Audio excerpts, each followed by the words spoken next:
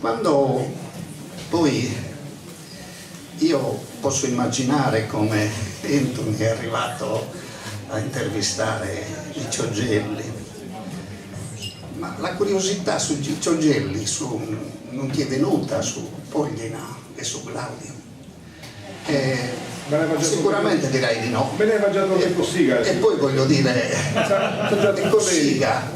è Cossiga che viene raccontato in un modo così come personaggio. Non ti è venuta la curiosità di capire che rapporto c'era tra Cossiga e Poglina e Gladio? Ma ci sono tante considerazioni. Io personalmente leggo i giornali, anch'io per 25 anni ci ho scritto in quel giornale. E mi sono accorto che quando hai raccontato Berlusconi si autointervistava e Paolo Figus cosa faceva? Apriva le paginate dedicate a Berlusconi, e siccome gli interessi di Berlusconi noi li abbiamo conosciuti e visti, no? A noi modesti collaboratori di periferia ci dicevano: Vittorio, attema un po' i temi dell'ambiente, non parlare molto di distruzione delle coste, degli ambienti umidi e così via, perché la linea del giornale è cambiata. Riflettete su queste cose. Personalmente ho apprezzato la direzione di Anthony negli ultimi 2 o 3 anni.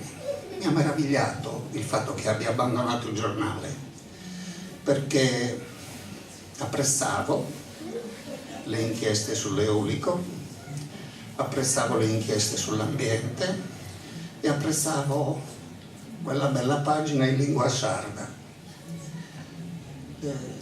L'amico francese dice: che rapporto c'è tra i 2 quotidiani? Basta leggerli. Io non mi posso dilungare molto, però quando vedo un giornale con una bella editoriale che propone 11-12 temi per la Sardegna in vista delle elezioni, e poi leggo l'editoriale dell'Unione Sarda che mi sembra la voce della Coldiretti, un giudizio lo possiamo fare sul dopo la caduta e l'abbandono da parte di Anthony. Io penso che essere direttore di un giornale c'è una grande responsabilità nella formazione dell'opinione pubblica. Ha fatto riflettere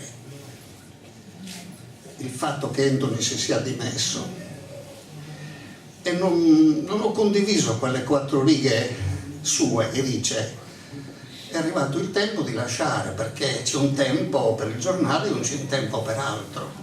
Però non abbiamo come lettori capito cosa c'è stato tra, può dire tutto quello che vuole, no? Però l'opinione può essere anche un'altra. Non abbiamo capito il rapporto che ha portato alla dimissione tra lui e l'editore costruttore. Io mi sono fatto delle opinioni, probabilmente le inchieste di Anthony non piacevano all'editore.